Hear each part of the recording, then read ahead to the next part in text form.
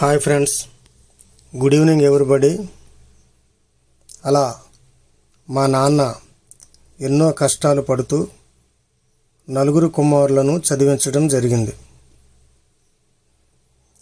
తాను ఏదైతే ఆ రోజు తన మనసులో తాను పడినన్ని కష్టాలు, మొరటు పనులు తన కుమారులు పడకూడదని అనుకున్నాడో ఈరోజు అదే విధంగా తన నలుగురు కుమారులు బ్రతుకుతున్నారు. నిజంగా మా నాన్న చేసిన పనులు కానీ కష్టం కానీ మేము 5% కూడా చేయలేదు. చదువుకున్నాము, మా నాన్న ఆశించినట్లుగానే మేము బ్రతుకుతున్నాము. అలా మా నాన్న నలుగురు కుమారులకు వివాహాలు చేయడం ద్వారా 4 కోడళ్ళు, ఆ తరువాత 6 మనవలు, 1 మనవరాలు ఈ రోజున కలిగి ఉన్నారు.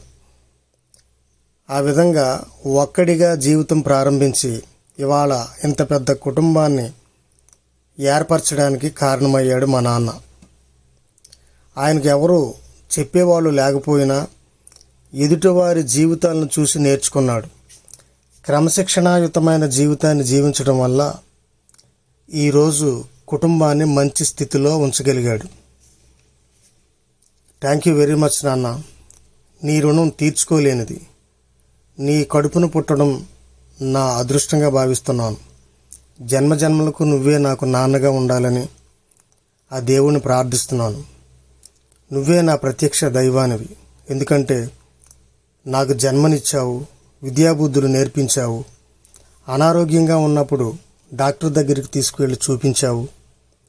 నువ్వెన్ని రోజులు పస్తు ఉన్నావో నాకు తెలియదు, కానీ నేను ఒక్కరోజు కూడా పస్తు లేకుండా చూసుకున్నావు. నా ప్రతి అవసరతను తీర్చావు.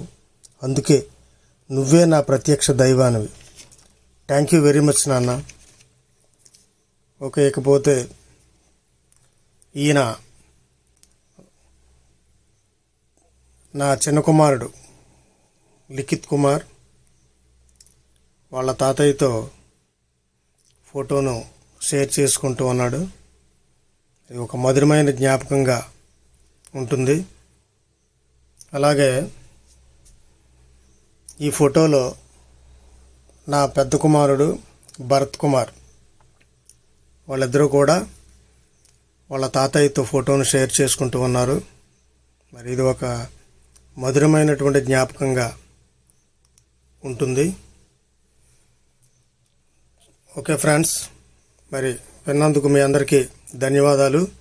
నచ్చితే లైక్ చేయండి, సబ్స్క్రైబ్ చేయండి. Thank you very much to all. Thank you very much.